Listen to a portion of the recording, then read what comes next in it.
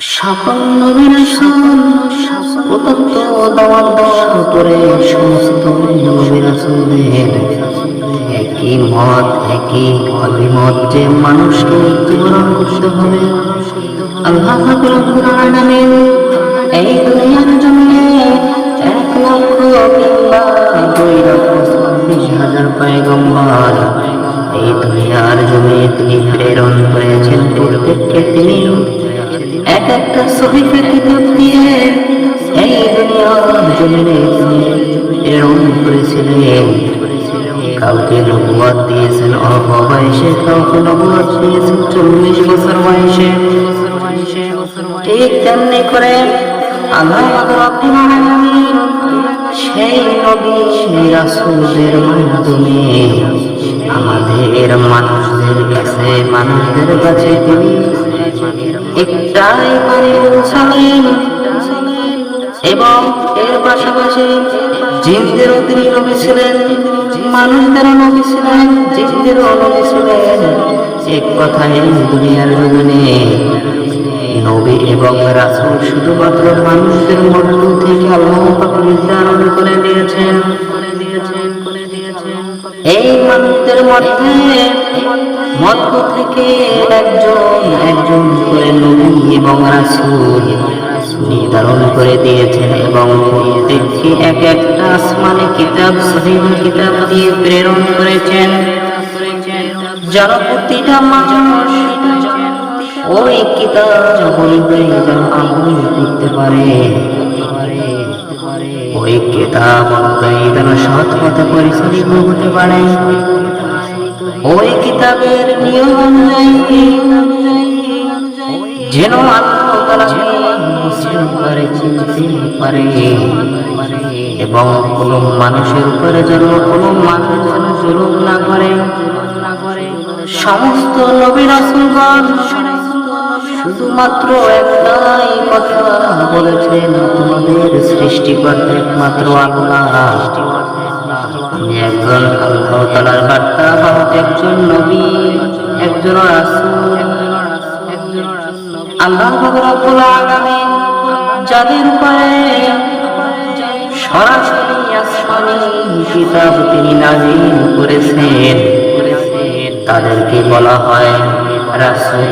আর যাদের উপরে সরাসরি কোনো আসমানি কিতাব নাযিল হয়নি, পূর্ববর্তী কোন নবীদের, কোন রাসূলদের কিতাব নিয়ে তারা যখন মানুষদেরকে যখন হিদায়াতের পথে ডাকতো, আর ওই ব্যক্তিগণকে নবী বলা হয় যাদের উপরে কোনো আসমানি কিতাব নাযিল হয়নি, কিন্তু পূর্ববর্তী কোন নবীদের কিতাব, কোন রাসূলদের কিতাব নিয়ে তিনি মানুষদেরকে, জিনদেরকে হিদায়াতের জন্য দাওয়াত দিয়েছে। এখন আসল কথায় চলে আসি। আল্লাহ পাক রব্বুল আলামিন পবিত্র কুরআন কারীমের মধ্যে সূরা সাদের 28তম আয়াতে আল্লাহ তাআলা বর্ণনা করেন, আম্না জাআলনাল্লাযীনা আমানু ওয়া আমিলুস সালিহাতি কাল-মুফসিদিনা ফিল আরদি আম নাজআল তাবিনা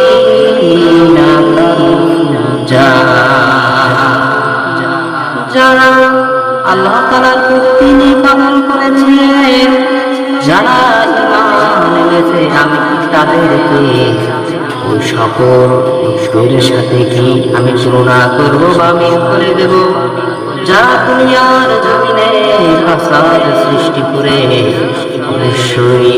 অবশ্যই যারা আল্লাহ তাআলাকে মেনেছে তাদেরকে উচ্চ মাকাম করে দেব।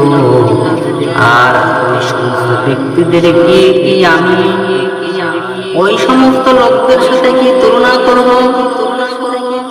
যারা আল্লাহ তাআলাকে মানে না, কোন নবীদেরকে মানে না, রাসূলদেরকে মানে না। এখানে আয়াতের অর্থ এইভাবে উল্লেখ হয়েছে, আম্না জাআলনাল্লাযীনা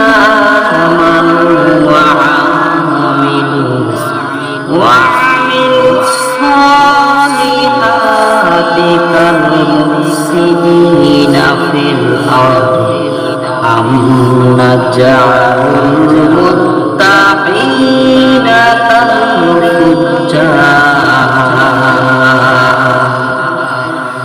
যারা ঈমান এনেছে এবং নেক কাজ করেছে আমি তাদেরকে ওই সব লোকের সমান করে দেব যারা দুনিয়াতে ফাসাদ সৃষ্টি করে বেড়ায় অথবা আল্লাহদেরকে সাব্যস্ত করব পাপিষ্ঠদের সাথে পাপিষ্ঠদের মত।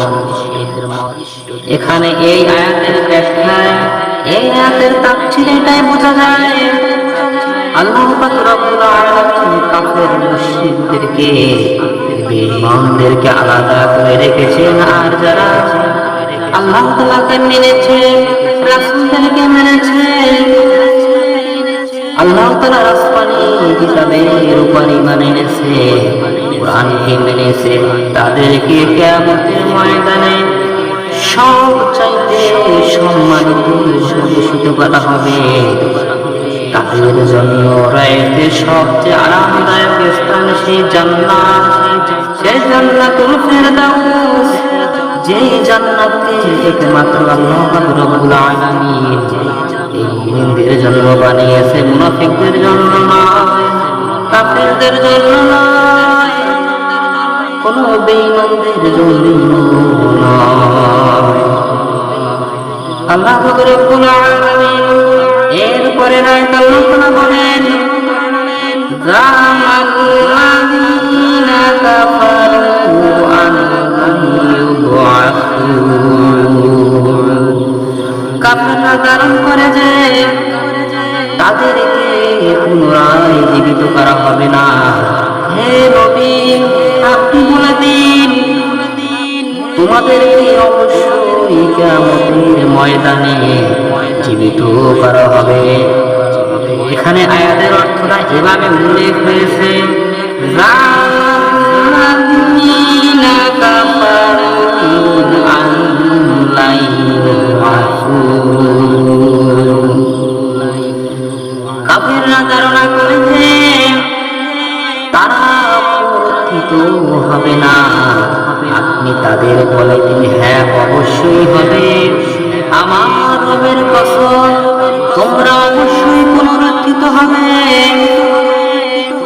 আল্লাহর জন্য বিষয়টি সবচেয়ে সহজ। ঈমানের সবচেয়ে গুরুত্বপূর্ণ যে বিষয়টা সেটা হলো পরকালের প্রতি ঈমান আনা।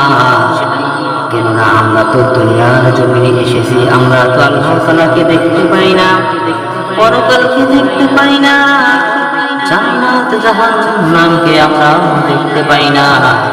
এই পরকালের খবর, এই জান্নাত জাহান্নামের খবর একমাত্র আল্লাহ রাব্বুল আলামিন তার প্রেরিত নবীদের মাধ্যমে, রাসূলদের মাধ্যমে আমাদেরকে জানিয়ে দিয়েছেন। যে ব্যক্তি পরকালকে অস্বীকার করবে সে কখনো মুমিন বান্দা হতে পারে না, সে কখনো মুসলমান হতে পারে না। সে এক কথায় বলতে গেলে সে হলো কাফের, সে হলো মুশরিক, সে হলো নাস্তিক। আল্লাহ পাক রব্বুল আলামিন আমাদের জন্য, জিন এবং মানব জাতির জন্য, জিন এবং ইনসানের জন্য শুধুমাত্র আল্লাহ তাআলা আমাদের জন্য যে নবীদেরকে নির্ধারণ করেছেন তারা একমাত্র আমাদের মানুষদের মধ্য থেকে। সুবহানাল্লাহ। আমরা কেন আল্লাহকে বিশ্বাস করব এই সম্পর্কে যথেষ্ট আলোচনা হয়েছে। তবে আল্লাহ তাআলা বলেছেন দুনিয়ার জীবনের পরে তোমাদের জন্য আরেকটি সুন্দর জীবন রয়েছে, এবং সেই পরকালের সেই বিষয়টাই নবীদের মাধ্যমে আমাদেরকে জানিয়ে দিয়েছেন। ওই কিয়ামতের ময়দানে তোমার আর আপনার প্রতিটা মানুষের, প্রত্যেকটা জিন জাতির তিলে তিলে হিসাব নেওয়া হবে। যদি কেউ সরিষা পরিমাণ যদি কেউ আমরি করে, সেদিন সে তাই দেখতে পাবে। আর যদি কেউ সরিষা পরিমাণ যদি কেউ গুনাহ করে, আল্লাহ রাব্বুল আলামিন পবিত্র কুরআনুল কারীমের ভিতরে এইভাবে ব্যাখ্যার মাধ্যমে উল্লেখ করেছেন, সেদিন সরিষা পরিমাণ যদি কারো নেক আমল থাকে সেটাও সে দেখতে পাবে, বদ আমল থাকলে সেটাও সে দেখতে পাবে। এই সম্পর্কে আয়াত রয়েছে, ওয়া মাতাউল মুমিনাল কিসতা লিয়াউমিল কিয়ামাতি ফালা তুযলামু নাফসুন শাইয়্যা ওয়া ইন কানা মিসকালা হাববাতিন মিন খারদালিন আতাইনা বিহা ওয়া কাফা বিনা হাসিবিন। সুবহানাল্লাহ। সম্মানিত মুসলমান ভাইরা আমার, গভীর মনোযোগ দিয়ে শুনুন। আল্লাহ পাক রব্বুল আলামিন ইরশাদ করেন এই আয়াতে, সূরা আম্বিয়ার 47 নম্বরের এই আয়াতে বলেছেন, আর কিয়ামতের দিন ন্যায় বিচারের দাঁড়িপাল্লা স্থাপন করব। কারো বিন্দু পরিমাণ জুলুম করা হবে না। কারো আমল সরেসের দানা পরিমাণ হলেও আমি তা তার সামনে উপস্থিত করব এবং হিসাব গ্রহণের জন্য আমি একমাত্র যথেষ্ট। বলেন সুবহানাল্লাহ। সূরা কহার 111 নম্বর আয়াতে আল্লাহ পাক রব্বুল আলামিন ইরশাদ করেছেন, ওয়া আনাতিল উজুহু লিল হাইয়িল কাইয়্যুম ওয়া ক্বাদ খাবা মান আমালা যুলুমা। আবার আয়াত তেলাওয়াত করিলাম, ওয়া আনাতিল উজুহু লিল হাইয়িল কাইয়্যুম ওয়া ক্বাদ খাবা মান হামালা যুলুমা।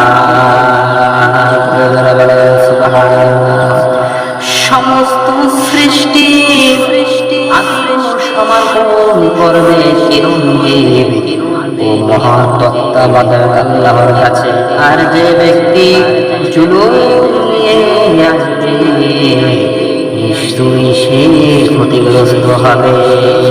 এই আয়াতের তাফসীর ব্যাখ্যা এটাই প্রমাণিত হয়, সেই কিয়ামতের ময়দানে সমস্ত মাখলুকাত কথা জিন এবং ইনসান এই দুটাকে বেশিরভাগই আল্লাহ তাআলা এই আয়াত থেকে লক্ষণীয়ভাবে উল্লেখ করেছেন। সেই কিয়ামতের ময়দানে সমস্ত মানুষগুলা থরথর করে কাঁপতে থাকবে। সবাই আল্লাহ তাআলা রব্বুল আলামিনের কাছে আত্মসমর্পণ করবেন। সেদিন আল্লাহ তাআলা সবাইকে ন্যায় বিচার করে দিবে। কারো প্রতিবিন্দু পরিমাণ কোনো জুলুম করা হবে না, কারো প্রতিবিন্দু পরিমাণ কোনো অত্যাচার করা হবে না। বলেন সুবহানাল্লাহ। আর ওই কিয়ামতের ময়দানে যারা নেক আমল নিয়ে সেদিন উপস্থিত হবে, যাদের আমল নামাটা ডান হাতে পাবে, তারা এতটাই সৌভাগ্যবান হবে, তারা এত বেশি খুশি হবে, কারণ ওই সেই কঠিন মুহূর্তকালে কেউ কাউকে চিনবি না, মা বাবা তার সন্তানকে চিনবি না। আমাদের নবীজি হযরত মুহাম্মদ রাসূলুল্লাহ সাল্লাল্লাহু আলাইহি ওয়াসাল্লাম ব্যতীত অন্যান্য নবীরা তাদের উম্মতদেরকে ভুলে যাবে। তারা তার উম্মতের জন্য কোনো চিন্তাই করবে না, পরিচয়ও দিবে না। সেই কিয়ামতের ময়দানে অন্যান্য নবীদের উম্মতেরা দৌড়ে তার জামানায় যে নবীর আগমন করেছিল তিনি যেই নবীর উম্মত ছিলেন তার কাছে চলে যাবেন, চলে গিয়ে বলবেন, হে নবী আমি আপনার উম্মত, আপনি আমাকে সুপারিশ করুন, তা নইলে আমি জাহান্নামে চলে যাব। ওই নবী বলবে, তুমি কে? তোমাকে আমি চিনি না, আমার পক্ষে সুপারিশ করা হবে না, আমার পক্ষে সুপারিশ করা সম্ভব না। তোমরা একমাত্র তার কাছে যেতে পারো যাকে আল্লাহ তাআলা এই কিয়ামতের ময়দানে সুপারিশ করার মতো সাহস বা অধিকার বা হুকুম বা আদেশ তাকে দিবেন। সে আর এই দুনিয়ার দিনের এক সময় সর্বশেষ নবী ছিলেন, রাসূল ছিলেন হযরত মুহাম্মদ রাসূলুল্লাহ সাল্লাল্লাহু আলাইহি ওয়াসাল্লাম। তোমরা সবাই তার কাছে চলে যাও, তিনি তোমাদের জন্য সুপারিশ করতে পারবেন। আমরা আমাদের পক্ষে আমার কোন উম্মতের জন্য সুপারিশ করার মতো সাহস বা কোনো ইখতিয়ার আমাদের নেই। সমস্ত উম্মতেরা দৌড়ে যাবে আমাদের নবীর কাছে এবং আমাদের উম্মতরাও সেখানে উপস্থিত হয়ে যাবে। আল্লাহ রাব্বুল আলামিনের দরবারে আমাদের নবীজি সিজদায় পড়ে শুধু একটা কথাই বলে কাঁদবেন, হে আল্লাহ আমার উম্মত কোথায়, আমার উম্মত, আমার উম্মত, আমার উম্মত, ইয়া উম্মতি, ইয়া উম্মতি, ইয়া উম্মতি। এই কথা বলে শুধু কিয়ামতের ময়দানে শুধু কাঁদবে সিজদায় পড়ে। আল্লাহ রাব্বুল আলামিন আমাদের নবীকে ডাক দিয়ে বলবেন, হে নবী, হে মুহাম্মদ, আপনি কেন কাঁদতেছেন? আপনি সেই কিয়ামতের ময়দানে চলে যান, কিয়ামতের ময়দানের দিকে তাকান, আপনি আপনার উম্মতদেরকে আপনি বাছাই করে করে আপনি নিয়ে আসুন এবং তাদের জন্য আপনি সুপারিশ করুন। ধরে বলেন সুবহানাল্লাহ। আমাদের নবীজি ডাক দিয়ে বলবেন, ইয়া রাব্বুল আলামিন, হে পরওয়ারদিগার, এই কিয়ামতের ময়দানে কোটি কোটি উম্মতের ভিতর থেকে আমি আমার উম্মতদেরকে কিভাবে চিনব, কিভাবে বাছাই করব? আল্লাহ তাআলা বলবেন, হে নবী, আপনার যত উম্মত আছে তারা যে সমস্ত স্থানে হুজুর সময় তারা পানি লাগিয়েছিল সেই সমস্ত স্থান জলবে, দুই হাত, দুই পায়ের সাথে কপাল, নাক, মন্ডলীগুলো নূরের মতো ঝলমল করে জ্বলবে।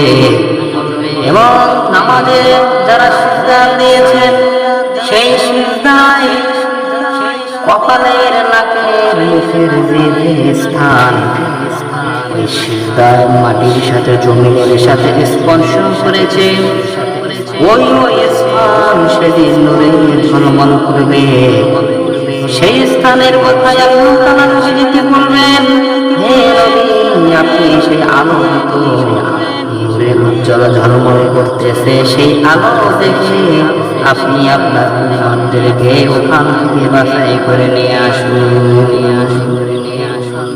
এখন আসল কথা চলে যায় পিছনে, যে আলোচনা চলে, পিছনের যে আলোচনা আরম্ভ করেছিল সেই মূল কথা চলে যায়।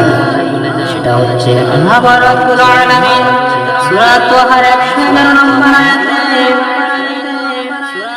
যে কথাটা বলেছেন, ওয়া আনতিল লিল হাইয়িল কাইয়্যুম ওয়া ক্বাদ খাবা মান আমালা যুলমা।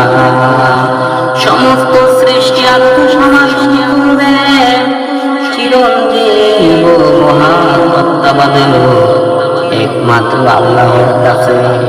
আর যে ব্যক্তি জুলুম নিয়ে আসবে, যে ব্যক্তি পাপ নিয়ে আসবে, সেই কিয়ামত কিয়ামতের ময়দানে সে ক্ষতিগ্রস্ত হবে। রাসূল পাক সাল্লাল্লাহু আলাইহি ওয়াসাল্লাম সহিহ বুখারী শরীফের ভিতরে একটা সহিহ হাদিস রয়েছে, যে হাদিসে নবীজি বলেছেন কোন মুসলমান ব্যক্তি, কোন মুসলমানের উপর যে ব্যক্তির মানহানি বা অন্য কোন প্রকার জুলুম সম্পাদিত হওয়া করেছে, সে যেন কাজ করিয়ে নেয়, সেই কিয়ামতের ময়দানে উপস্থিত হওয়ার পূর্বে।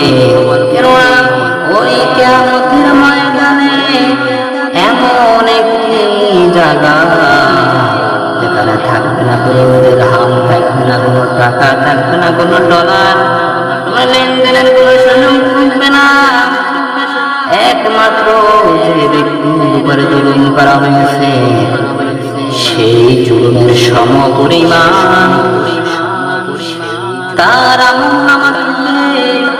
আমলকে দিয়ে ওই জুলুম বা অত্যাচারিত ব্যক্তির আমলনামায় যুক্ত করে দেওয়া হবে। আর যদি তার আমলনামায় নেক আমল না থাকে, তাহলে ওই পরিমাণ ওই অত্যাচারিত ব্যক্তির আমলনামা থেকে কেটে নিয়ে যে ব্যক্তি অত্যাচার করেছে তার আল্লাহ রাব্বুল আলামিন সূরা মুমিনের ৭৪ নম্বর আয়াতে আল্লাহ রাব্বুল আলামিন ইরশাদ করেন, ওয়া ইন্নাল্লাযীনা লা ইউমিনুনা বিল আখিরাতি আনিস সিরাতি লানাকিবুন। আর যারা পরমাণুর প্রতি ঈমান রাখে তারা সহজ সরল পথ থেকে তারা চ্যুত হয়ে গেল, তারা আলাদা হয়ে গেল। আখিরাতের প্রতি ঈমান মানুষের চরিত্রকে সুন্দর করে, আখিরাতের প্রতি ঈমান মানুষকে নেক আমল করার ইচ্ছা বাড়িয়ে দেয়। আখিরাতের প্রতি ঈমান, পরকালের প্রতি ঈমানকে, সেই ঈমান যারা পরকালের প্রতি আনবে তারা দুনিয়ার জমিনে কোনো অন্যায়, অত্যাচার, কোনো জুলুম এগুলো তারা কখনোই করতে যাবে না। কারণ তারা তো জানে সেই কিয়ামতের ময়দানে এর জন্য হিসাব দিতে হবে। এই সম্পর্কে যথেষ্ট হাদিস রয়েছে, আয়াত রয়েছে। এখানে নবী করিম সাল্লাল্লাহু আলাইহি ওয়াসাল্লাম বলেছেন, কোন মুসলমান কোন বিপদ করলে আল্লাহ সেই বিপদের কারণে তার গুনাহটা মাফ করে দেয়। কোন মুসলমান ব্যক্তি যদি রোগাক্রান্ত হয় তার গুনাহ মাফ করে দেন। তেমনি করে এমনকি তার পায়ে যদি একটা কাঁটাও যদি ফুটে, সেই কাঁটা ফুটার কারণে ওই ব্যক্তি যদি মুমিন হয়, ঈমানদার হয়, তাহলে ওই কাঁটা ফুটার কারণে তিনি যে ব্যথা পেয়েছেন, তিনি যে কষ্ট পেয়েছেন, সেই কষ্টের জন্য আল্লাহ রাব্বুল আলামিন তার গুনাহটা মাফ করে দেন, অনেক গুনাহ মাফ করে দেন। কোন কোন বর্ণনায় এসেছে তার সগীরা গুনাহ আল্লাহ রাব্বুল আলামিন মাফ করে দেন। আর কোন কোন বর্ণনায় এসেছে যে তার কবিরা গুনাহটা তিনি মাফ করে দেন। তবে আমাদের মূল যে কথাটা হচ্ছে, আমাদের অবশ্যই পরকালে ঈমান আনতে হবে। আর আমরা যারা মুসলমান, যারা ঈমান এনেছি, তাদের কিছু দায়িত্ব রয়েছে, কিছু কাজ রয়েছে। সেই কাজটা হলো পরকালের ঈমান আনার পরে ঠিক মতো নামাজ পড়তে হবে, রোজা রাখতে হবে, কারো প্রতি কোনো জুলুম করা যাবে না, সুদ খাওয়া যাবে না, ঘুষ খাওয়া যাবে না, কারো বিষয়ে পিছনে কোনো সমালোচনা, কোনো গীবত এগুলো করা যাবে না। কারো কাছ থেকে টাকা ঋণ এনে সেটা দিয়ে দিতে হবে, তার ঋণ রেখে দেওয়া যাবে না। আল্লাহ পাক রব্বুল আলামিন ওই কিয়ামতের ময়দানে তিনি যদি চান, ইচ্ছা করেন আপনার গুনাহ খাতাগুলি মাফ করে দিতে পারেন।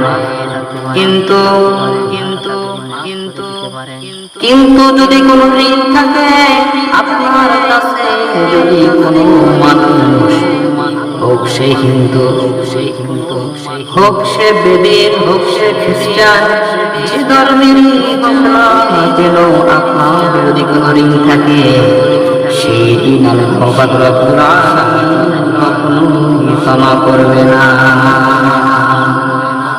তেমনি করে আল্লাহ পাক রব্বুল আলামিন যদি ইচ্ছা করেন আপনাকে ক্ষমা করে দিতে পারেন, ওই জিনিসটা তিনি ক্ষমা করবেন না, ওই অপরাধ, ওই পাপটা ক্ষমা করবেন না। আপনি যদি কাউকে অন্যায়ভাবে হত্যা করেন, আপনি যদি কারো উপরে অত্যাচার করেন, কারো উপরে যদি কোনো জুলুম করেন, আল্লাহ পাক রব্বুল আলামিন ওই সেই জুলুমকারীকে কখনোই ক্ষমা করবেন না যতক্ষণ পর্যন্ত যার উপরে তিনি জুলুম করেছেন, অত্যাচার করেছেন, ওই ব্যক্তি যতক্ষণ পর্যন্ত ক্ষমা না করবে। আমাদের অবশ্যই উচিত পরকালের প্রতি ঈমান আনা এবং বেশি বেশি করে নেক আমল করা, যাতে কাল কিয়ামতের ময়দানে সেই কঠিন মুসিবতের সময় যেন আমাদেরকে যেন কোনো আফসোস করতে না হয়। সেই কঠিন মুসিবতের সময় আল্লাহ পাক রব্বুল আলামিন আমাদেরকে যেন ক্ষমা করে দেন, সেইভাবে আমাদেরকে প্রস্তুত থাকতে হবে, সেইভাবে আমাদেরকে অবশ্যই নেক আমল করতে হবে।